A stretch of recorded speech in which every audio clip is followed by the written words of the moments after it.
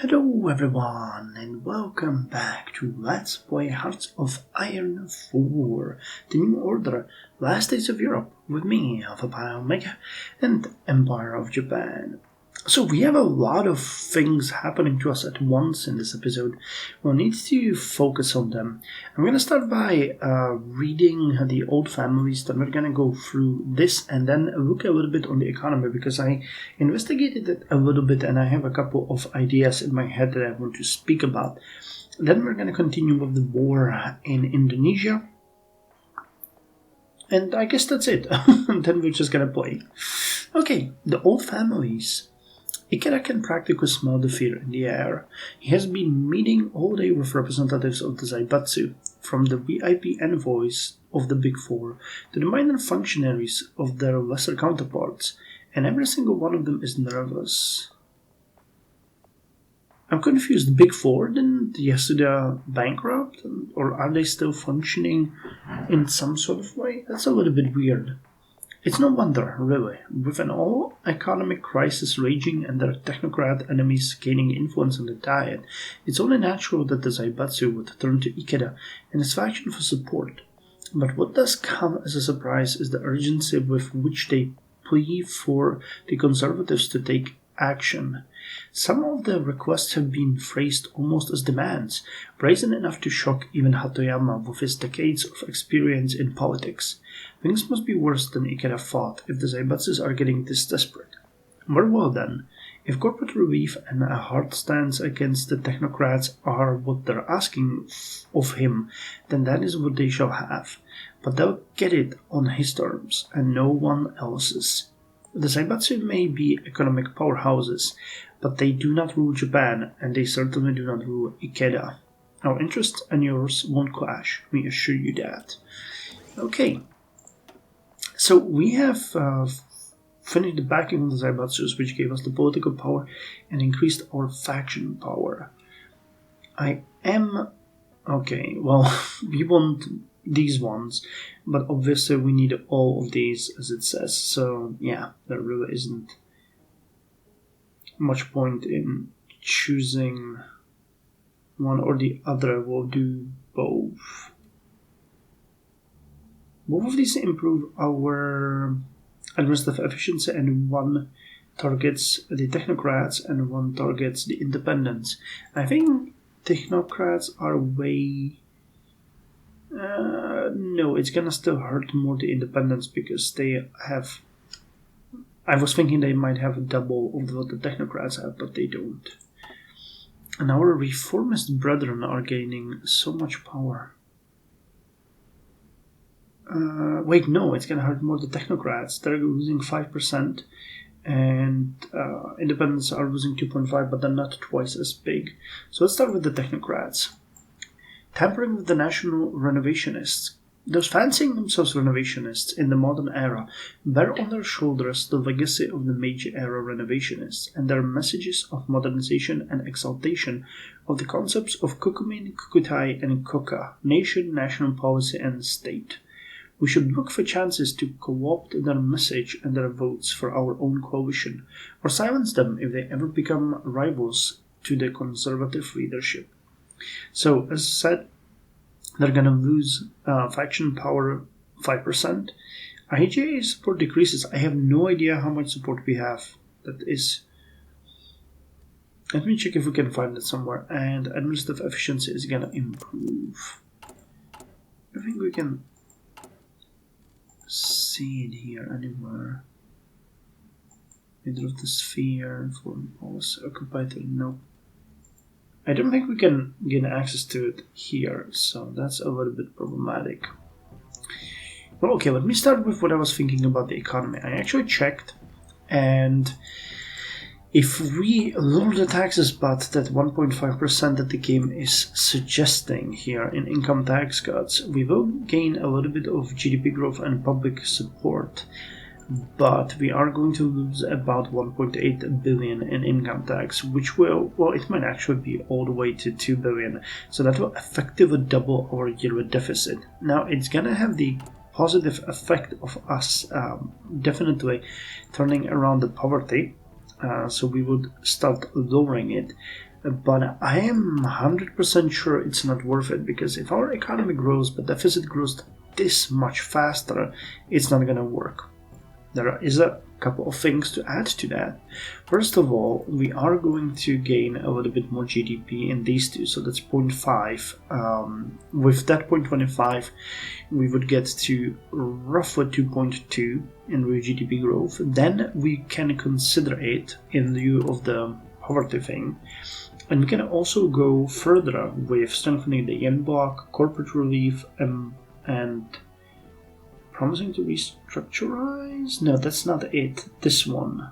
Yeah. Emergency populism, agricultural relief leads to this one, which is called a self-sufficient rice market. Then there's the jobs in Japan. So these ones will definitely help with the poverty significantly. I have a hunch that that is going to significantly lower the civilian spending, because we are spending a lot on social expenditures, which I think come from... Well, I'm pretty sure that it comes healthcare funding, education. Yeah, there's pensions. Okay, we're not funding unemployment at all. I didn't know that. Well, okay then, so it's not gonna drop the expenses. Well, okay, but yeah, still, we cannot do it right now because we would effectively catapult our debt increase to about a double, but we're gonna keep it as an option for later, consideration when we get more of this. There is also the fact that we are heavily increasing our administrative efficiency, and it's gonna only speed up. So in about, now it would be 18 months, but if it speeds up, it's gonna be even better. We're gonna get extra taxable population, which will significantly increase our income. It should probably negate the issues that we have, and later on I think there is even need for consumer goods and social spending modifier goes down. So if we can keep this one up and keep the bureaucracy growing, eventually we are going to start to see significant savings. So that's what I wanted to say. That's what we're gonna do. Now, a little bit of a different measure is our situation in the Yokusankai. We have really bad situation. We need to increase the support of our own party and of the reformists. So let me start by improving the relations with the conservatives, which immediately gives us the public support, and we're also going to go with the reformists. So now we have 220 out of 233 needed. And if we can actually... There was one more... Yep, this one. Formation of the yen block. So this is a thing that we will pass through the diet, and I'm pretty sure that by the time we need to go significantly higher. So let us... Is there anything here that we could do? We could launch the propaganda campaign. I don't think that's gonna help us at this point much. I could use the public to get a little bit more support.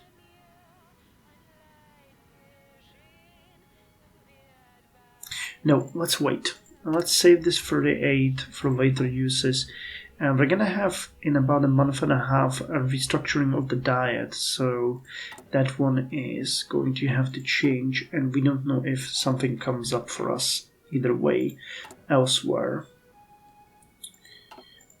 Okay, one thing that I actually also wanted to do is to significantly lower the amount of military factories that we're using, because we are pretty much done with a ton of things that we wanted to do here. So let me just start a little bit of an austerity program here. Okay, we can lower you, lower you, lower you.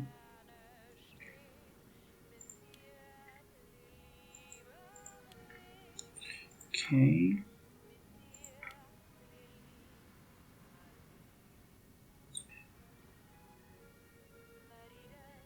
Okay, we're gonna keep you because we're actively using you. Same here.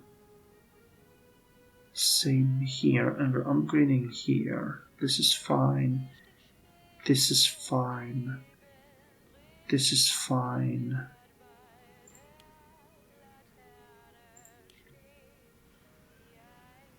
Okay, so we have 14 extra factories that we do not need now.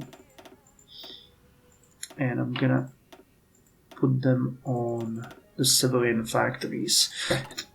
It's gonna significantly increase our construction here, which will allow us to build more hospitals, more schools, and more offices. Most of all, more offices, because we want political power and as much of it as we can. Free military factory. This is gonna remove that, right? And we got enough experience for another air doctrine. Defensive tactics. Rolling thunder. Neither one of these.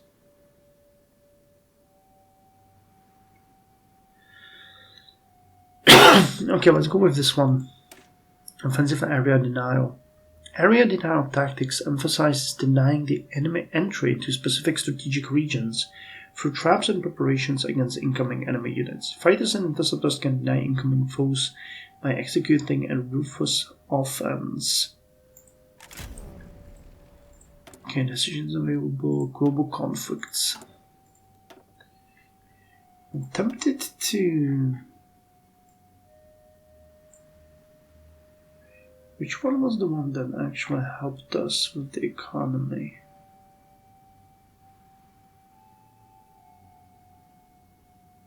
There were a couple of those.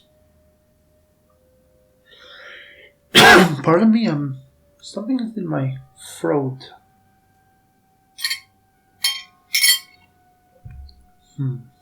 This one would increase our GDP. If we get local resources.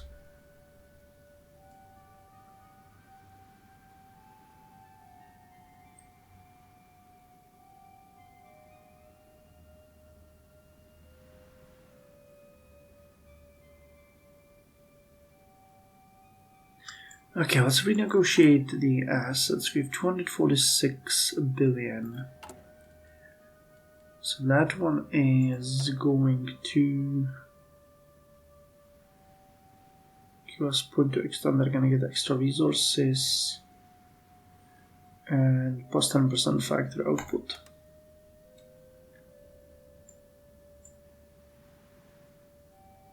So did it increase our GDP? It did. Okay. So cool. Japan first. Japan always first. So you guys are marching. Let's put this.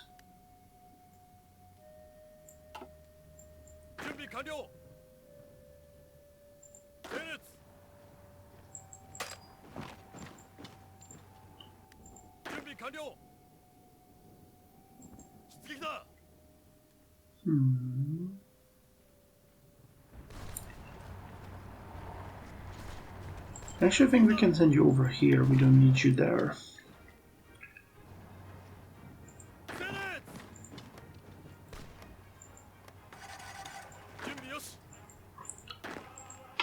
Okay, go this way. But we still have air dominance.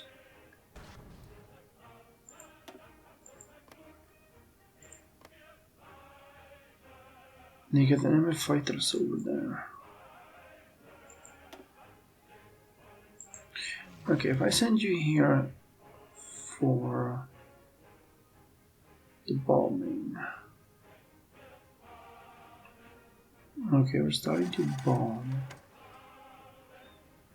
I wonder if we're gonna suffer any casualties. Average mission efficiency. Yeah, we're doing... Wow, yeah. That's what I was low-key expecting, that we will actually even be able to shoot some of them down. but I definitely wasn't expecting it to be this successful. You go this way, guys. Random questioning. Oh, that's about the murdered village. I completely forgot about that. Queuing at the security checkpoints scattered through the cities was an hours-long affair, to such an extent that the Indonesians in the line wondered if anyone was being let through at all. The line snaked forward in minute increments, giving observers enough time to observe their surroundings. They all saw the sergeant take a double, then triple take at a couple crossing the threshold of the checkpoint, before yelling at them to halt and raise their hands. Several soldiers whipped towards the couple, raising their rifles as the two shakily obeyed. Another soldier told everyone to step back, shouting "Suicide West" over the disgruntled groans of the crowd. The man was roughly patted down, his every appendage squeezed and manhandled, before he was thrust to the ground and held at gunpoint. The woman was offered no more delicacy, though. She was offered the decency of an inspection inside the checkpoint booth. The crowd pretended not to hear her crying in humiliation. "Tell us where you came from." The sergeant's fist smacked into the detained man's face with a sickening crunch. "Tell us who you live with." A rifle butt slammed into the man's stomach, doubling him over. "Tell us everything." The crowd seethed as the two soldiers grabbed the man by his armpits, dragging him into a waiting van. The waiting woman beside him. They watched as the van sped away to the distance, behind the lowered bayonets of the checkpoint guards. Next! Something tells me they didn't have a Suicide West on them, but I might be wrong. Okay, so this area was handed to the to the East Java Emergency Council. Okay.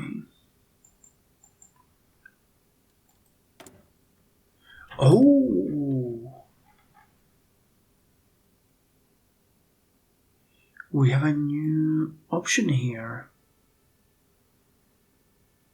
The Battle for Italy. International meaning. Invest in diplomats for Italy.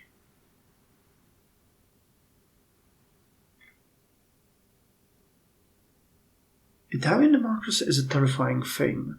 After a few mistakes made by the well-meaning fascist leaders, the Italian people have recklessly thrown out the baby with the bathwater and embraced liberal democracy. Italy is guaranteed to flounder if they try this fully democratic experiment by themselves. Italy needs to be guided by the firm hand of a former ally who only wants the best for them, which is the Empire of Japan. The battle for Italy is a lot like an auction. The Italians announce an issue in which they would like to cooperate with a major power. This issue could be transoceanic tourism, agricultural exports, or even espionage. We and the Americans in turn bid with our political power to secure a favorable agreement. If we constantly make large enough investments, we can push Italy into formally joining the sphere. This will give us access to a powerful military ally with control over an abundance of Middle Eastern oil. More importantly, it would deny the same to the Americans, choking them of foreign oil. Depending on the issue Italy chooses and our investment in them, the benefits of Italian membership in the sphere will be quite dynamic. Of course, we can always tip the scales in this with the auction. With a small political investment, our top diplomats in the Ministry of Foreign Affairs can sway the Italians to our perspective. For instance, by slandering American manufacturing, we could push Italy closer to the co-prosperity sphere. Of course, the Americans will likely pull the same stunts as well. We would be wise to spend as much as we can to afford to get Italy on our side. Jesus, I missed this. I think it might not have been there just a couple of moments ago. Okay, so we need 60 political power. We're gaining 1.2. These ones will give us acting on technocrats. Maybe these events will give us something to use here. I'll have to see. So the second Kutei Hai Shidan is almost in the west. This entire area has been taken. The common Soviet Republic has conquered the Aryan Brotherhood.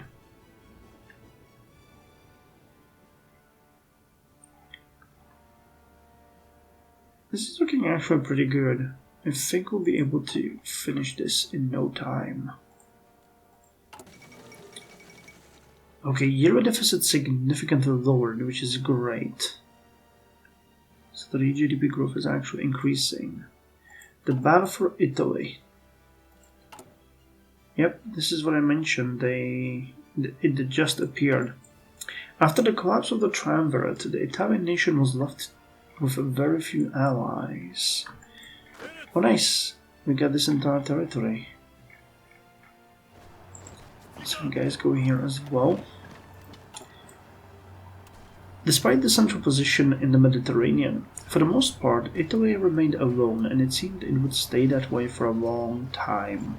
However, both the Olefin and the Gold Prosperity Sphere have recently been making overtures to the Italians in an attempt to align with them into their spheres of influence.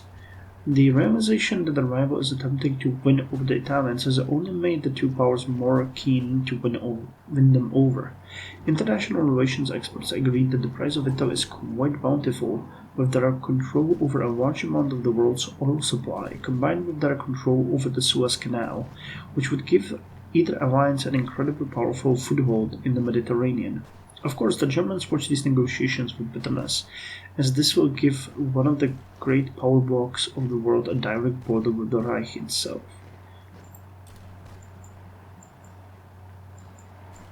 I just wonder why the Germans aren't making their bid, to be quite honest. Because it would make sense for them to do so. Okay, let's speed it up.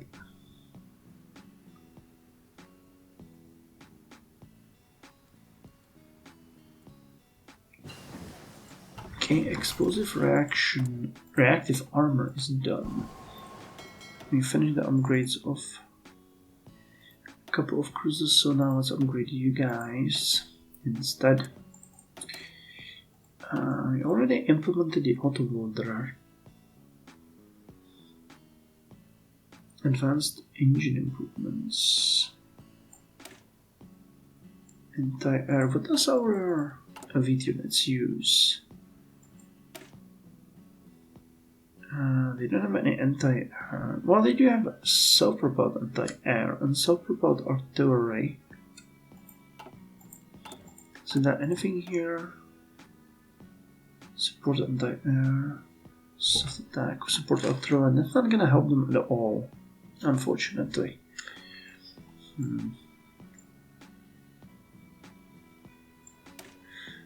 Actually, here's an interesting thought. Can we design a super heavy artillery piece?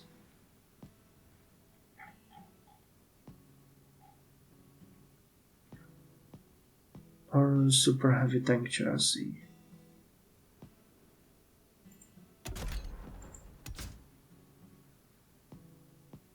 Super heavy ornaments. Super heavy cannon. Mortar. Heavy machine gun. Jesus Christ.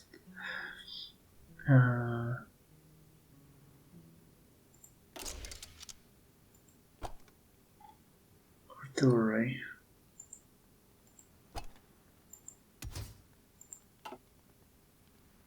Max speed is below 4 kilometers per hour. Okay, so engine goes up. Super heavy fixed. Superstructure.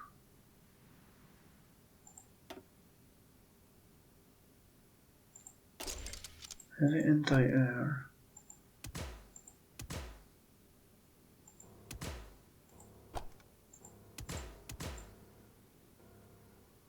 Why can't I do this? Again, I think it's a little bit bugged. But I'm thinking about this because we could just invest into this one if we wanted to. Not that I wanted to, but for now, let us focus on helping the units that actually do fight. So I'm gonna get improved assault weapons Adding armor to the tanks of our flamethrowers will increase their durability and decrease the likelihood of a spontaneous combustion event if ruptured during combat. So engineers get extra soft attack and elite units get extra attack in forest, urban, jungle and fort. Cool. Sounds like a good investment.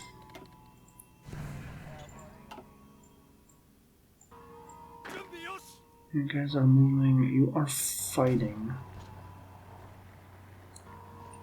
Oof. Quite a lot of success I have to add.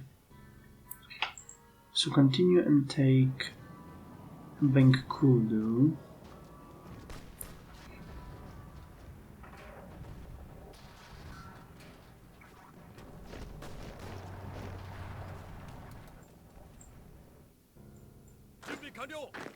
Oh wow, this is taking forever for them to get here. I mean, it's a long trip either way.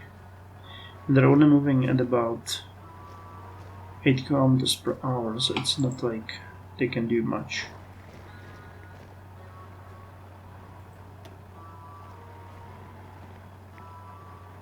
Okay, let me speed it up a little bit.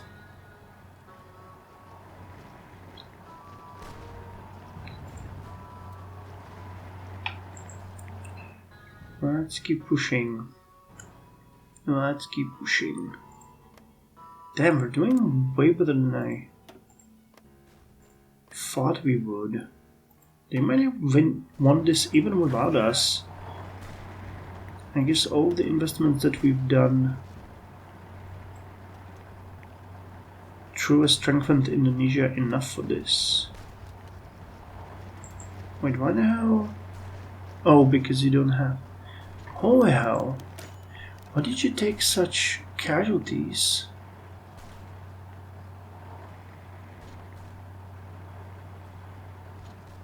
Wow, they're really exhausted. Ace pilot promoted. That reminds me. Yep, we're actually shooting down the enemy fighters. I guess the air support that we're doing here is also providing quite a lot of benefits. Okay, the Free Government of Republic of Indonesia Military Council is defeated. Amazing. So we have just a very little... Oh, hello! This will require our attention. Okay, so you guys will actually... Yeah, there's a large concentration of forces over here, so go there. And we'll push against the Americans. So we're gonna take Padang, because I want to destroy them, and this would allow them to retreat. Early detection radar, let us look at the support here even more. Air Assault 4. Special helicopter modifications that enable our troops to repel and exit from their transports more quickly will allow for smooth operations in harsh conditions. Recovery rate, soft attack, and organization for Air Assault Company, which is the support that they're using.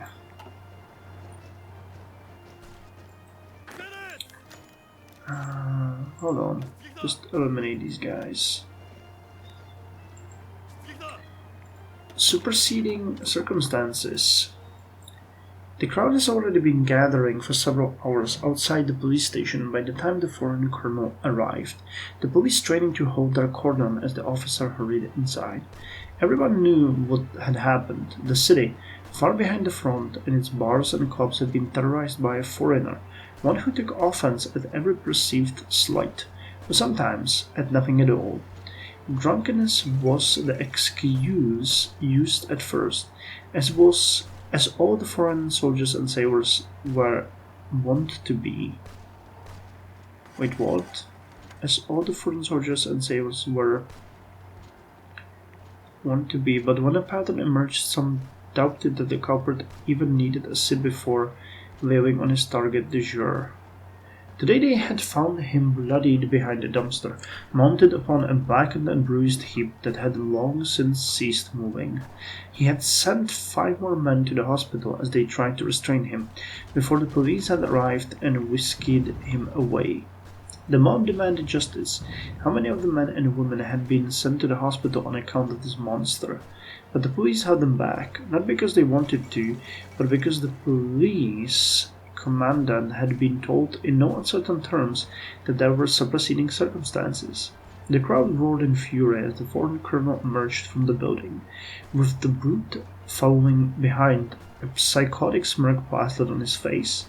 They pushed against the police line as the foreigner clambered into the waiting car, screaming as it retreated into the distance. Justice wore a uniform in Indonesia, except for those in another uniform entirely. Blue on blue. The Christmas War.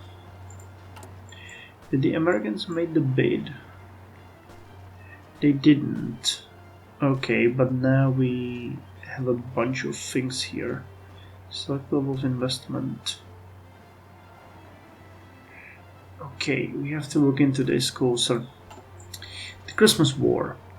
After rising tensions between Chile and Argentina following the Laguna de Zero incident, the region of Patagonia has finally erupted into conflict, with Argentine and Chilean sources claiming the other side is solely responsible for the clash. It seems that it was only an inevitability that the conflict would break out between the two nations, as clashes continue along the southern border. While considerable forces have moved into the region, and open warfare has begun to rage across the southern valley, plains, and mountains on the border regions, it has become clear that this conflict will be decided by whoever seizes the initiative. With the inhospitable terrain already leading to aircraft being unable to operate for extended periods of time, given the lack of operable airfields, it seems as though this is a conflict that will be decided by the troops on the ground. Patagonia Alight. Is it? Yeah, this is a scripted event. Okay. So is there a border conflict? There is a border conflict over here. Laguna del Deserto. Okay. Maivandval, I read that completely wrong, appointed as Afghan Prime Minister. Following the convening of Loya Jirga to draft a new constitution last year, the 1965 parliamentary elections in Afghanistan predictably concluded with the victor of local landlords and favored Sun candidates, with incumbent Prime Minister Yusuf Khan being reappointed. However, his cabinet's confirmation was blocked by Maoist student protest, which led the army to fire upon protesters, killing 3. Following the chaos, Zahir Shah decided to appoint Mohammad Hashim Maivandval, the founder of the Hezb Mutaraki Demokrate Afghanistan, which advocates socialism which could be built under a monarchy, increased democracy and reforms in the economic sector. His noted pro-American sentiment gave rise to predictions of a new course in Afghan diplomacy, one away from Germany and Japan. Socialism in a feudal country? Well, okay, on that note, we're going to end the episode here, and in the next one, we're going to look at this one, because I would like to see what we can do to win Italy over. Our economy is rising nicely, about double the speed of the year deficit that we have, so hopefully this year we're going to finally see. Wow, you know what? We can actually play a couple more days, just so that we enter the new year and we can do the State of Co-Prosperity Sphere next. Okay, here are the Americans. I'll take them out.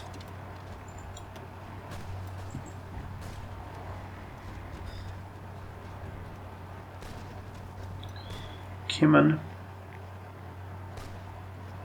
We're going after them.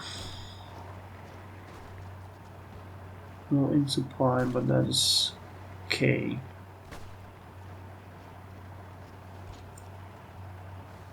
I'll have to encircle them. You can actually go and take the city of Padang in the meantime. That way these guys will... I mean, this might actually make them...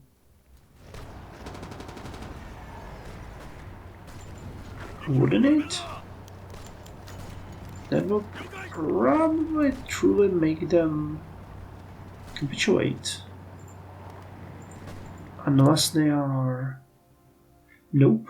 Okay, so that's probably their only victory point, so we might see them capitulating here. So let us move in haste and crush the 10th Infantry Division of the American scoundrels. They have no place in the glorious Asia. A letter from Nanjing. And here we go. 1st of January 1966. Welcome to the new year. So, next is going to be the report, and then we're gonna continue with our lovely playthrough. So till then, you guys take care.